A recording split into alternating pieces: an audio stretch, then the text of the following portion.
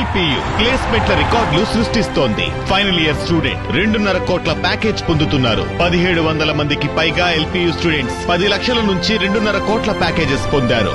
విద్యా విప్లవం ప్రారంభమైంది లవ్లీ ప్రొఫెషనల్ యూనివర్సిటీలో.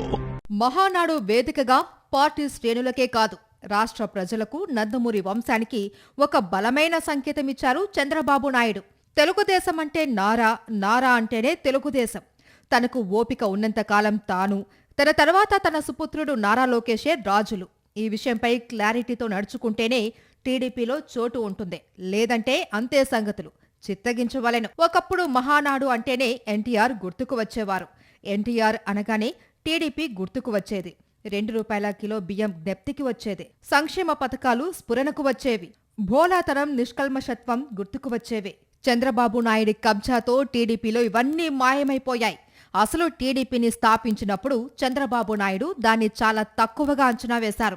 తనకు అవకాశం ఇస్తే ఎన్టీఆర్ పైనే పోటీ చేసి ఓడిస్తాను అని ప్రగల్భాలు పలికారు. అయితే ఎన్టీఆర్కు ఉన్న జనాదరణ, చంద్రబాబు బలహీనతలు తెలిసిన కాంగ్రెస్ హైకమాండ్ అంతటి సాహసానికి రెడీ కాలేకపోయింది. ఎన్నికల్లో ఓడిపోగానే కాంగ్రెస్కు గుడ్ బై చెప్పిన చంద్రబాబు అమాంతం రాత్రికి రాత్రే గోడ దూకి టీడీపీలో చేరిపోయారు. ఉన్న పలానా ఎన్టీఆర్ కాళ్ల మీద పడిపోయారు.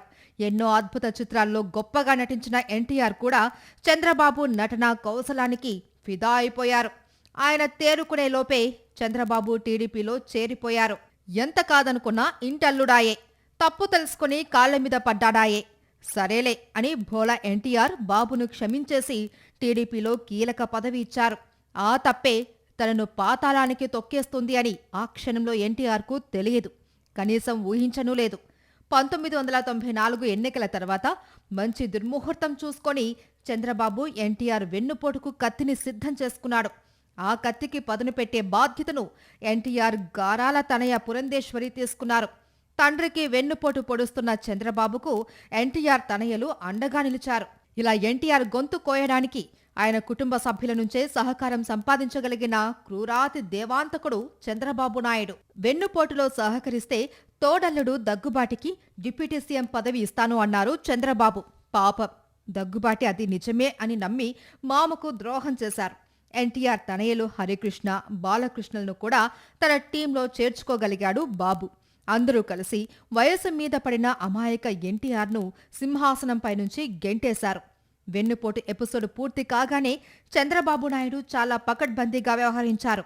డిప్యూటీ సీఎం పదవి ఇస్తాను అన్న దగ్గుబాటిని తనంతట తానుగా పార్టీ వీడేలా చేసుకున్నారు. ఆ తర్వాత నందమూరి హరికృష్ణను వదిలించుకొని ఆయన సొంత పార్టీ పెట్టుకునేలా చేశారు. దగ్గుబాటి వెంకటేశ్వరరావుతో పాటే పురంధేశ్వరిని వదిలించుకున్నారు. బాలయ్యను తన వియంకుడిగా చేసుకుని జీవితాంతం తన జేబులో ఉండేలా చేసుకున్నారు. ఇలా ఎన్టీఆర్ కుటుంబ సభ్యులందర్నీ తన రాజకీయ ప్రయోజనాల కోసం చక్కగా వాడుకున్న చంద్రబాబు ఒక్కొక్కరుగా అందర్నీ దూరం పెట్టి నమ్మక ద్రోహాల్లో ఛాంపియన్గా నిరూపించుకున్నారు. 2 జనరేషన్లే కాదు, ఆ తర్వాతి తరాన్ని వదిలిపెట్టలేదు. హరికృష్ణ తనయుడు జూనియర్ ఎన్టీఆర్ను 2009 అసెంబ్లీ ఎన్నికల్లో శుభ్రంగా వాడేశారు చంద్రబాబు. రాష్ట్రమంతటా సుడిగాలి పర్యటనలు చేసిన జూనియర్ ఎన్టీఆర్ తనకే సాధ్యమైన వాగ్ధాటితో ఆకట్టుకున్నారు. అయితే ఆ ఎన్నికల అనంతరం చంద్రబాబు నాయుడు జూనియర్ ఎన్టీఆర్ను నెమ్మదిగా పక్కన పెట్టేశారు. ఎందుకంటే పార్టీలో జూనియర్ పేరు ప్రతిష్టలు పెరిగిపోవడంతో తన కుమారుడు లోకేష్ డమ్మీగా మిగిలిపోతాడు అని బాబు భయపడ్డారు. అందుకే లోకేష్ కోసం జూనియర్ ఎన్టీఆర్ రాజకీయ భవిత్యాన్ని బలి తీసుకున్నారు. ఎన్టీఆర్ మరో మనవడు మోహన్ కృష్ణ తనయుడు తారకరత్నను పార్టీకి వాడుకున్నారు. ఎన్నికల్లో టీడీపీ తరపున విస్తృతంగా ప్రచారం చేసిన తారకరత్న 2023లో నారా లోకేష్ తలపెట్టిన యువగలం యాత్ర ప్రారంభోత్సవంలోనూ పాల్గొన్నారు. అయితే ఆ కార్యక్రమంలోనే పాపం తారకరత్న గుండెపోటుతో కుప్పకూలిపోయారు. ఆస్పత్రికి తరలించగా అక్కడ తుది శ్వాస విడిచారు. పార్టీ కోసం, లోకేష్ కోసం అంత త్యాగం చేసిన తారకరత్నను కూడా మహానాడులో గుర్తు చేసుకోలేదు. చంద్రబాబు కాకపోయినా లోకేష్ అయినా తారకరత్న ప్రస్తావన తీసుకువచ్చి నివాళి అర్పించి ఉంటే బావుండేది అని టీడీపీ నేతలే అంటున్నారు. హరికృష్ణను కావాల్సినంత కాలం వాడుకొని ఆ తర్వాత దూరం పెట్టేసిన చంద్రబాబు చివరకు హరికృష్ణ రోడ్డు ప్రమాదంలో మరణిస్తే ఆ విషాద సమయంలోనూ తెలంగాణలో బీఆర్ఎస్ పార్టీతో పొత్తు కోసం ప్రయత్నించి పరువు తీసుకున్నారు. చంద్రబాబు వైఖరితోనే హరికృష్ణ తనయులు కూడా విసిగిపోయారని అంటారు. అయితే అటు కళ్యాణ్ రామ్ కానీ ఇటు జూనియర్ ఎన్టీఆర్ కానీ ఇంతవరకు దీనిపై ఎలాంటి వ్యాఖ్యలు చేయలేదు. తెలంగాణలో టీడీపీకి అంత సీన్ లేదు అని తెలిసిన తర్వాత కూడా చంద్రబాబు నాయుడు నందమూరి వంశాన్ని వదిలిపెట్టలేదు. హరికృష్ణ తనయ సుహాసిని ఏపీలో టికెట్ కోసం ప్రయత్నిస్తే గెలిచే అవకాశాలు ఏమాత్రం లేని తెలంగాణ నుంచి పోటీ చేయించారు. ఆ ఎన్నికల్లో సుహాసిని ఓటమి చెంది పరువు తీసుకున్నారు. నందమూరి వంశం మొత్తం నారా వారి రాజకీయ ప్రయోజనాల కోసమే పుట్టిందని, వారిని వాడుకుని వదిలేసే హక్కును ఆ దేవుడే తనకు కట్టబెట్టాడు అని చంద్రబాబు నమ్ముతున్నారు. దాన్నే ఈ మహానాడులోనూ కొనసాగించారు.